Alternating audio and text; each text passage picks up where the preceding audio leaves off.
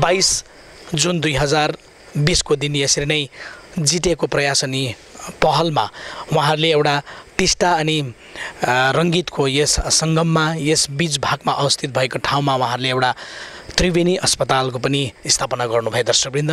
अनि वर्तमान जिटिएका चिफ माननीय अनित थापाज्यू अनि उहाँका सहयोगीहरूको अथक प्रयास अनि परिश्रममा यसपालो पहाडवासीले एउटा त्रिवेणी हस्पिटल पनि पाउन सक्षम बनेका छन्।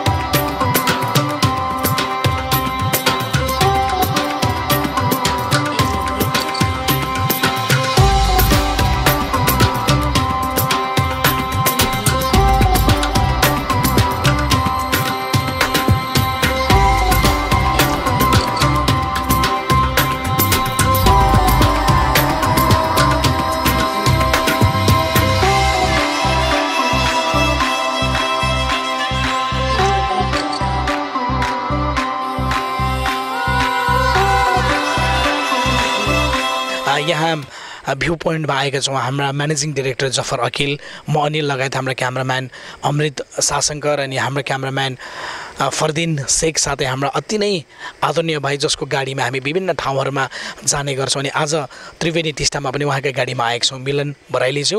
र हामी तपाईँहरूलाई अहिले देख्नुहुँदैछ तपाईँहरूले कि यस भ्यू पोइन्टबाट हामीले त्रिवेणी टिस्टाको यो सङ्गममा रहेको यो अति नै रमणीय दृश्य पनि हामीले तपाईँहरूलाई देखाइरहेका छौँ।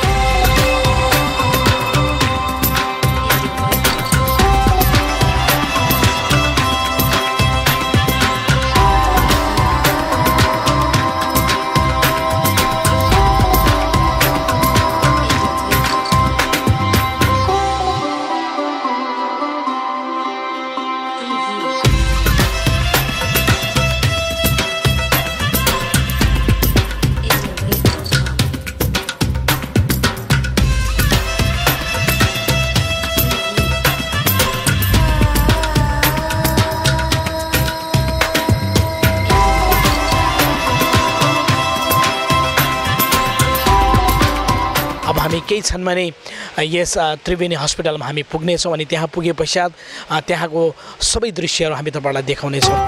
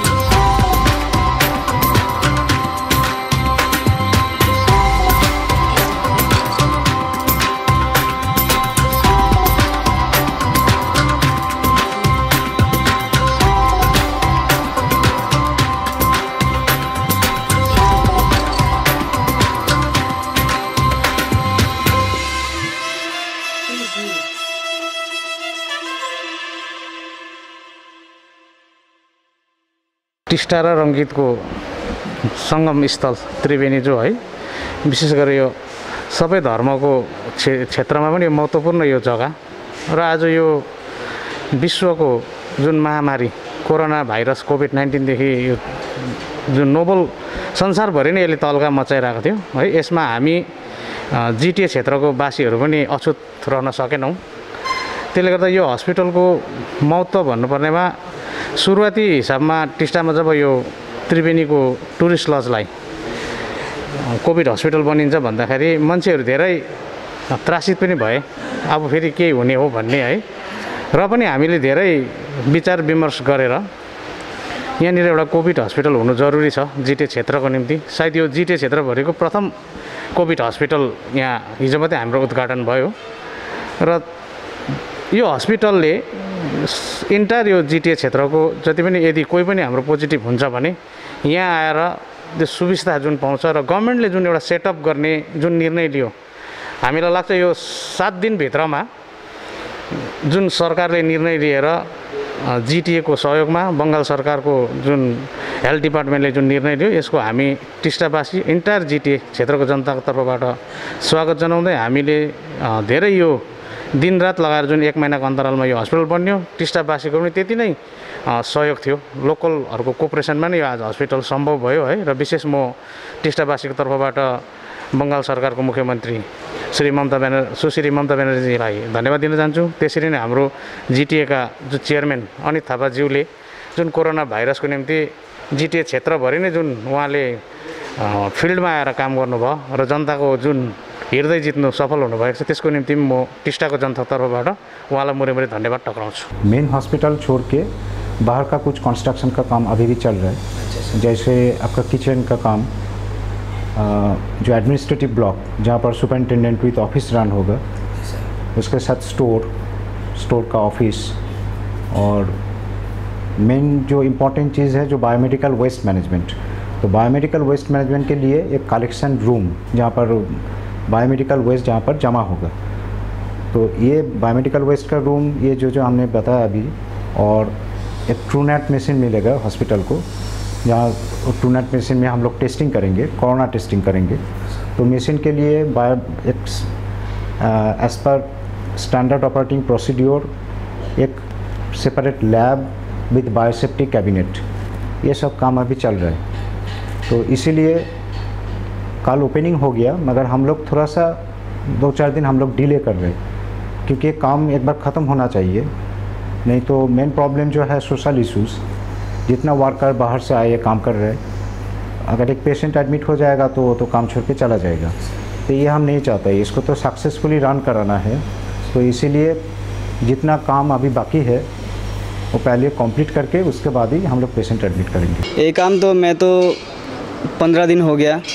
15 दिन हो गया। ये क्या चीज़ का काम हो रहा है आपका? ये जो पेशेंट है जो उठने का उतरने का सीढ़ी और उठने का रेलिंग जो होता है ना, जो स्ट्रेचर करके ठेल के ले जाता है, वो रेलिंग हो रहा है और ये सीढ़ी हो रहा है, वो घर हो रहा है एक ठो, और किचन भी हो रहा है।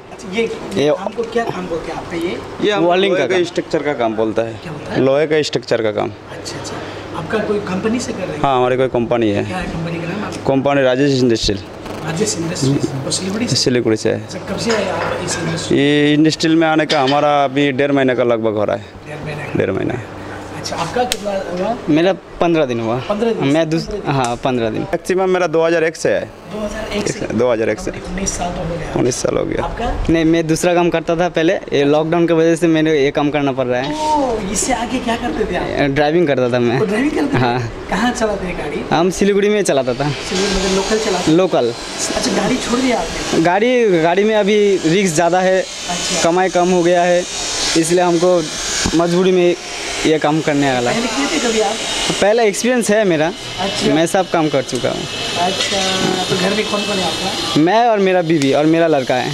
आप शादीशुदा हो? हाँ, मैं शादीशुदा। बहुत छोटे हो आप? हाँ, मेरा 25 साल उम्र है। 25 साल। हाँ। आपका लड़का कितना साल का है? मेरा लड़का 10 महीना का हुआ। 10 महीने। मेरे घर में मम्मी है, भैया है। तो लॉकडाउन में कोई प्रॉब्लम हुआ आपका? लॉकडाउन में प्रॉब्लम तो है। अब पूरा प्रॉब्लम तो सॉल्व कैसे होगा? अब देखिए, एक प्रॉब्लम है तो हम लोग हर एक प्रॉब्लम को सॉल्व करने आया, यहाँ कोरोना का हॉस्पिटल बनाने आया। तो कैसा फील हो रहा है हॉस्पिटल बनाने में? हॉस्पिटल बना ऐसे अच्छा ही लग रहा है, सब कुछ ठीक ही है। अभी ये तो किसी का हेल्प करना, सहारा करना हम लोग को जैसे ही जो होना चाहिए, मगर एक खुशी है। आपको कैसा फील हो रहा है? हमको तो बहुत अच्छा फील हो रहा है। क्योंकि कोरोना का पेशेंट जो आएगा इधर उसका फैमिली लोग का हल्का हो जाएगा, टेंशन हल्का हो जाएगा, उसका भी हल्का हो जाएगा टेंशन। इसलिए हम लोग को तो मज़ा ही आ रहा है काज करने, और दिन रात हम लोग मेहनत कर रहा है। जो सुबह कितने बजे से काम कर रहे हैं? 7 बजे से 7 से रात्रि 1, 2, 3 रात भर करते 2 घंटा सोता है सिर्फ, फिर 7 बजे से निकल लग जाता है और फिर रात को 3 बजे 4 बजे। पहले तो हम वो दूसरा कन्वेयर बनाया पेशेंट ले जाने का, अब ये डॉक्टर लोग आएगा यहाँ से ऊपर आने के लिए, तो उसके लिए अलग सीढ़ी, फिर ये लोग के लिए ऑफिस बनाया, टेन हाउस बनाया, वो किचन बनाया। सर ये स्पेशली कोविड हॉस्पिटल ही है सर ये? हाँ, एक्चुअली अभी तक के जो हम लोगों को कंफर्मेशन मिला है from government of West Bengal, ये लेवल 2 कोविड हॉस्पिटल। और इसके बाद हम लोग का जो प्लानिंग है वो स्टेप बाय स्टेप लेवल 3 और लेवल 4 भी हो सकता है। सर ये लेवल 1, 2, 3, 4 ये क्या होता है सर, ये भी थोड़ा बताइए। हाँ, लेवल 1, 2, 3, 4 जो होता है, समझ लीजिए कोई जो एक पर्सन का फीवर विथ बुखार है, उसके साथ खांसी है, मगर उसका बाकी जो शरीर का जो स्थिति है वो ठीक है, स्टेबल में है। जैसे कॉमन काफ एंड कोल्ड जो होता है, कॉमन काफ एंड कोल्ड, जिसको हम लोग इन्फ्लुएंजा बोल सकते हैं, तो इस टाइप का जो पेशेंट, उसको बोलते हैं ILI, इन्फ्लुएंजा लाइक इलनेस। तो इन्फ्लुएंजा लाइक इलनेस एक पेशेंट, और उसके साथ अगर किसी का उसके साथ भी अगर रेस्पिरेटरी डिस्ट्रेस, सांस का तकलीफ अगर होगा, तो उसको बोलते हैं SARI, SARI, severe acute respiratory illness. तो इस टाइप का अगर पेशेंट कुछ आ जाएगा, उसका वो आइदर कोरोना पॉजिटिव भी हो सकते हैं, नहीं भी हो सकते हैं, तो पहले तो ये पता नहीं चलेगा। तो इस टाइप का सस्पेक्टेड केस हम बोलते हैं। सस्पेक्टेड केस हॉस्पिटल में एडमिशन होने के बाद उसका कोरोना टेस्टिंग होगा। कोरोना तो सस्पेक्टेड, जब तक कोरोना टेस्टिंग नहीं होगा उनको तो रखना पड़ेगा हॉस्पिटल में। तो ये होता है level 1 and level 2। Level 1 means ILI like symptoms जो पेशेंट आएगा, और उसके साथ जो रेस्पिरेटरी डिस्ट्रेस अगर होगा उसको बोलते हैं SARI। तो इस टाइप का पेशेंट एडमिशन होगा लेवल 1 में, और जो रेस्पिरेटरी डिस्ट्रेस होगा, अगर उसका सीसीयू का सपोर्ट अगर चाहिए तो वो सीसीयू में भी रख सकते। तो लेवल 2 होता है उसका ही सीसीयू सपोर्ट। और लेवल 3, लेवल 4 होता है। लेवल 3, 4 है कोविड पॉजिटिव, जिसका रिपोर्ट पॉजिटिव आएगा उसमें भी 2 हम ग्रुप कर सकते हैं। एसिम्टोमेटिक भी हो सकता है, जिसका कोई सिम्टम्स ही नहीं है मगर पॉजिटिव, तो वो लेवल 3 में जाएगा। उसके साथ जिसका माइल्ड सिम्टम्स होगा, जैसे बुखार, थोड़ा सा कफ, ये अगर होगा तो उसको रखेंगे लेवल 3। और लेवल 4 है उसका हायर सपोर्ट, जिसका उसके साथ भी वेंटिलेटर का सपोर्ट चाहिए या उसका डायलिसिस का सपोर्ट चाहिए, ये सब के लिए है लेवल 4। तो सर ये ICU, CCU, वेंटिलेटर, डायलिसिस सब अवेलेबल है सर यहाँ पे? अभी तक के लिए तो सीसीयू रेडी करने का काम चल रहा है। जैसे वेंटिलेटर, बाईपैप मशीन जो होता है, बाईपैप मशीन होता है, ये फिक्सिंग आज होगा।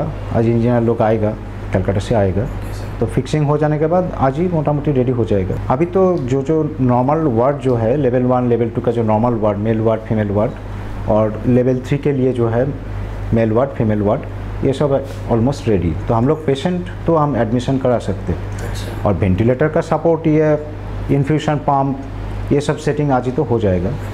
तो सर हम जैसे देख रहे हैं कि जो, तो इसीलिए हम लोग तो ऑलरेडी जो man power, doctors, nursing staff, sister incharge, ये लोग ऑलरेडी हम लोग कल से डिप्लॉय कर दिए हैं। और कल से हो गया सर? कल से डिप्लॉय कर दिए। कितने डॉक्टर अवेलेबल है यहाँ पे? अभी यहाँ पर 2 डॉक्टर, एक स्पेशलिस्ट डॉक्टर, एक सीसीयू डॉक्टर, 2 डॉक्टर और 2 सिस्टर इंचार्ज का काम है टोटल फुल हॉस्पिटल का सेटअप के लिए जो करना चाहिए, from nursing and, from every type का आपका अरेंजमेंट, बहुत सारा पेपर वर्क्स करना पड़ता है, वो पेपर वर्क्स करना, ये सब वो नर्सिंग स्टाफ 2 इंचार्ज दिया है।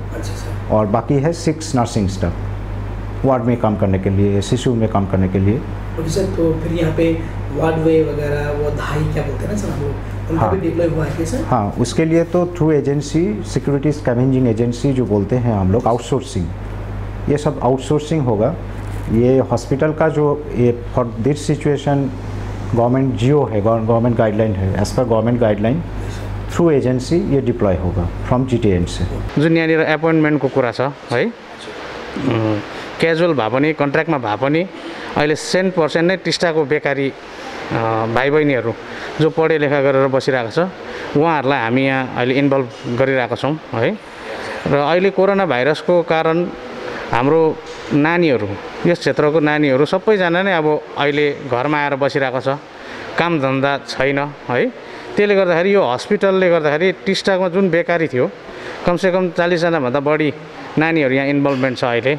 र त्यसले एउटा कता न कता कोरोना भाइरसको जुन ड्यामेज थियो, लकडाउनको जुन ड्यामेज थियो त्यसले चाहिँ केही हदसम्म पनि यो पुर्ताल गर्छ भन्ने हामीले आशा राखेका छौँ, इकोनोमिकल्ली पनि। अहिले हाम्रो भनौँ यहाँ सरसफाइ, देखरेख, सेक्युरिटीको मात्रै कुरा छ है। हाम्रोमा कतिजना डाटा एन्ट्री गर्ने इक्विप्ड क्यान्डिडेटहरू पनि छ, कतिजना ल्याब एसिस्टेन्टको लागि इक्विप्ड क्यान्डिडेटहरू पनि छ। हामी त्यो GTA चेयरम्यानसँग, एक्जिक्युटिभ डाइरेक्टर हेल्थसँग, CMOसँग है, यहाँको डक्टर सुप्रिन्टेन्डेन्टसँग पनि हामी बात गर्दैछौँ, लगातार हामी सम्पर्कमा छौँ र यो नानीहरूलाई इन्भल्भ गर्ने छौँ। यो सँगसँगै तपाईँको भन्नुपर्दा विशेष गरेर टिस्टामा यो राफ्टिङको सिजनमा, टुरिस्टको सिजनमा कमसेकम हाम्रो राफ्टिङ गर्ने भाइहरू 200-250जना बेकारी भयो यो कोरोना भाइरसको कारणले गर्दा। र गिटी कुटेर खाने यो लेबर क्लासको हाम्रो जुन छ त्यो फ्यामिलीहरू एकदमै त्राई स्थिति थियो, घाँस जुटाउनु पनि स्थिति साह्रो पर्ने है।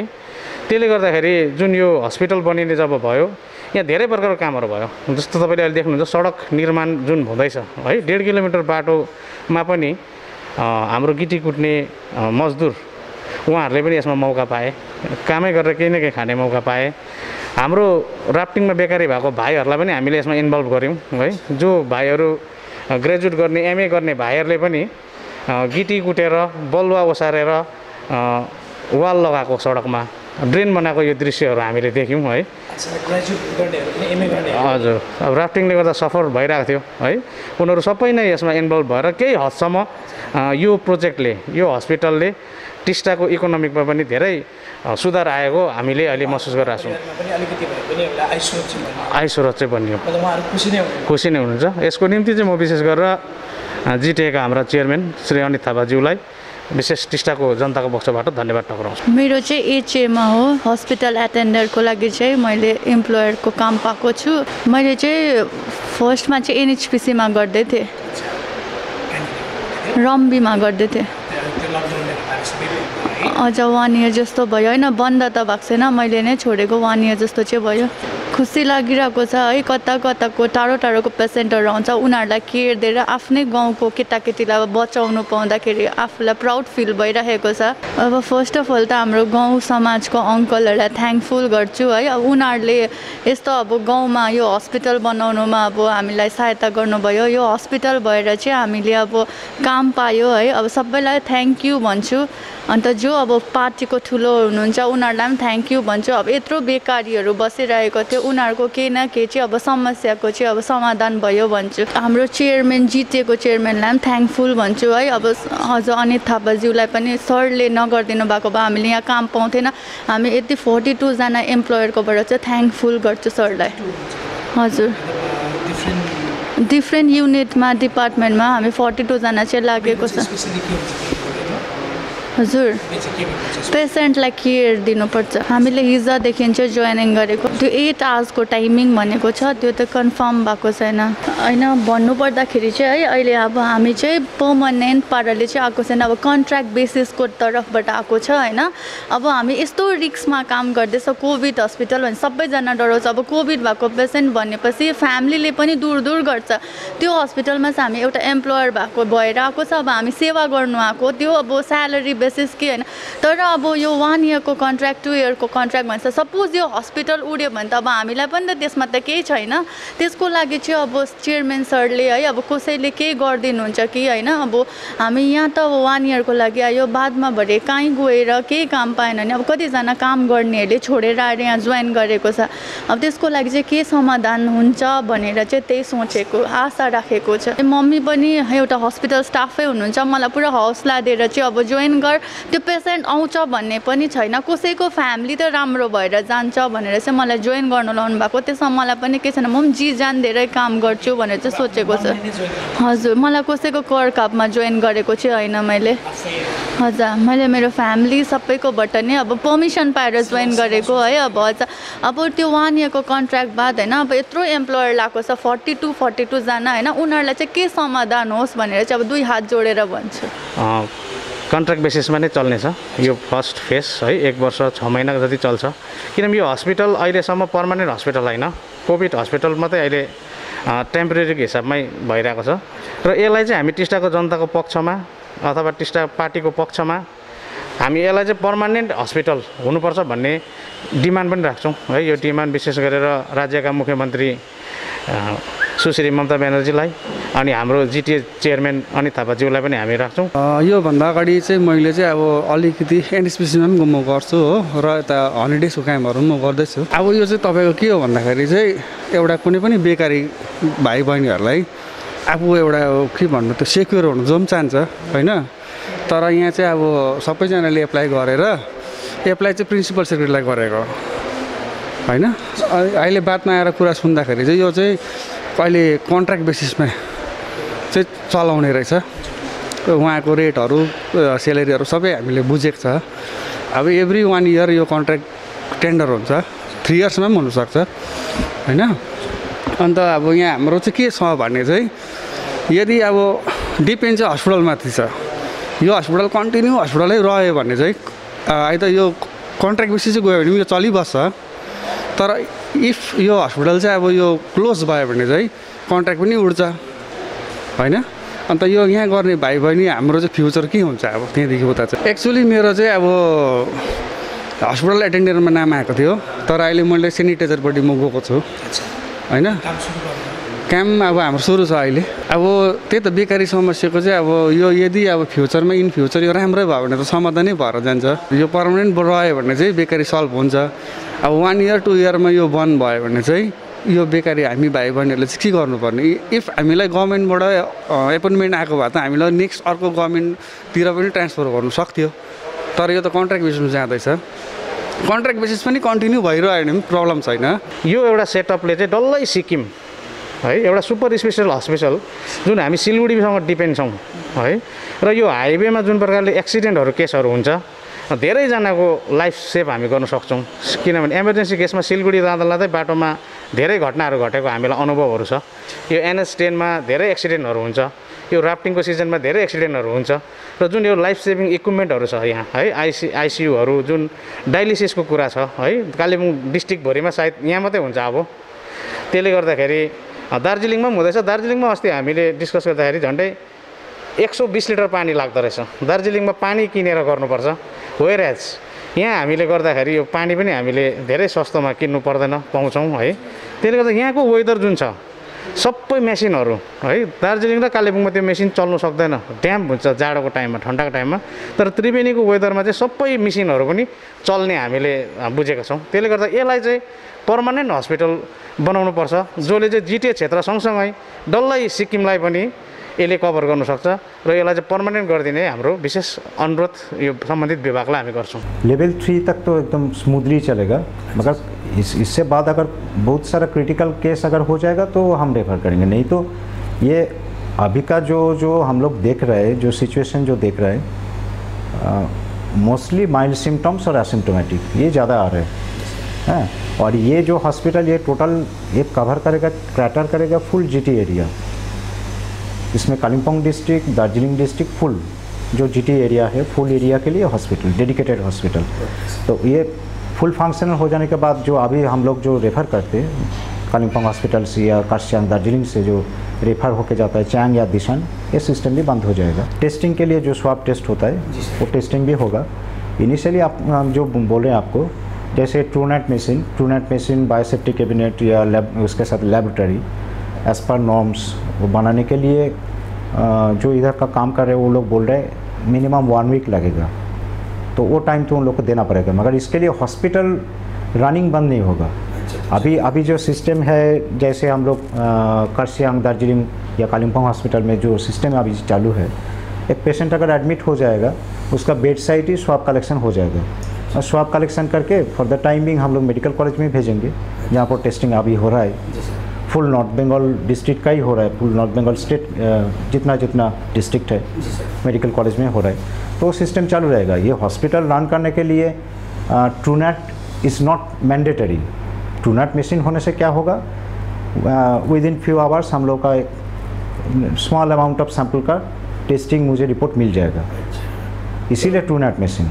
ये तो टाई अप तो ऑलरेडी, ये आप बोल सकते हैं ये टाई अप का कोई ज़रूरत नहीं है। ऑफिशियल ऑर्डर अगर कुछ होगा तो ऊपर से वो तो हो जाएगा, मगर ये total full North Bengal district का जितना है वो तो सब testing North Bengal medical college में हो रहा है। और हम ये भी हम कर सकते हैं, ये अब समझ लीजिए कालिम्पोंग हॉस्पिटल का एनेक्स बिल्डिंग, वो लोग मना नहीं करेगा। हम लोग अगर सैंपल भेजेंगे तो कालिम्पोंग डिस्ट्रिक्ट का जितना सैंपल जाता है अभी, उसके साथ ही वही गाड़ी, वही vehicle, same vehicle will collect these samples and they will go to North Bengal Medical College.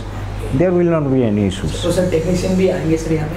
हाँ, टेक्नीशियन भी जितना ये हॉस्पिटल चलाने के लिए जो टेक्नीशियन चाहिए, जैसे आपका शिशु का स्पेशल टेक्नीशियन I2 टेक्नीशियन बोलते हैं, वो भी आ चुका है, वो भी है।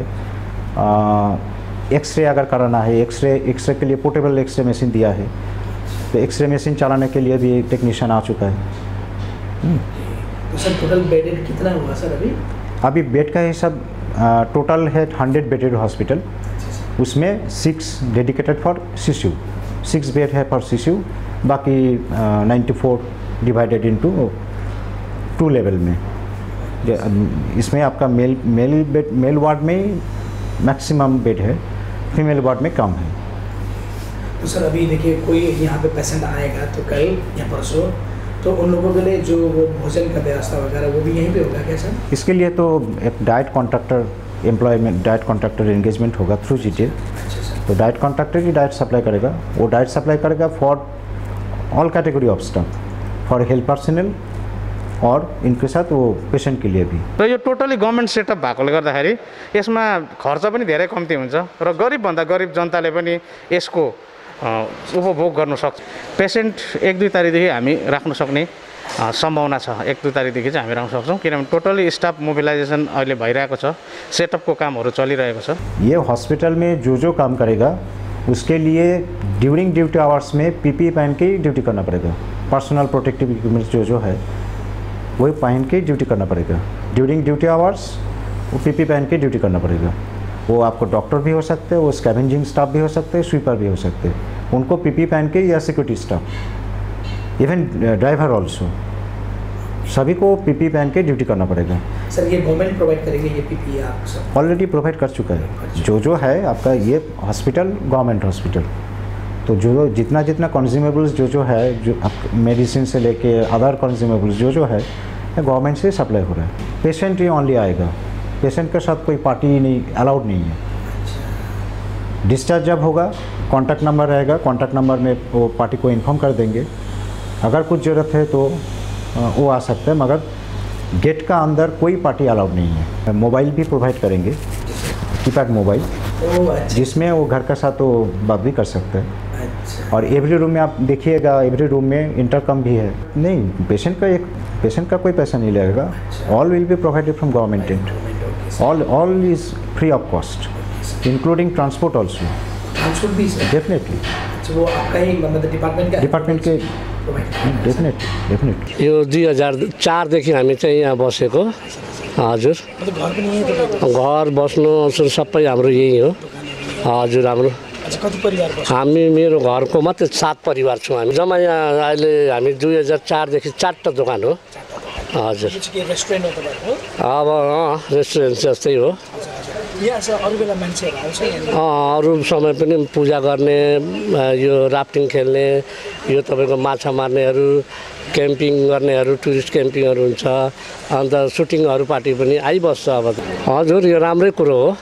यो राम्रै कुरो हो किनभनेदेखि चाहिँ अहिलेको महामारी अहिलेको समयमा चाहिँ अब यो महामारीले गर्दा मान्छेलाई सबैलाई डरै छ र पनि अब यो हस्पिटल सायद यो जाति भएपछि त हस्पिटलमै बस्नु सक्यो भने अझै राम्रै हुन्छ बाटोघाटो बन्यो धेरै राम्रो भयो हजुर त्यसो यहाँ चाहिँ धेरै समयदेखि नै मान्छे गरिबै अवस्थादेखि बसेर आएको अहिले दुःख गरेर अहिले चाहिँ अब यस्तो कुरो आउँदाखेरि यो जग्गालाई राम्रै भएर जान्छ भन्ने एउटा हामीलाई आशा हजुर एकदमै खुसी नै छौँ हाम्रो परिवारहरू यसरी बसोबास गरेर हाम्रो जीविका राम्रोसँग चल्यो भने खुसी नै हुन्छौँ खुसी नै रहन्छौँ। तो गर्व का बात है क्योंकि फुल जीटी एरिया के लिए एक dedicated hospital with in very short time period में रेडी हो गया।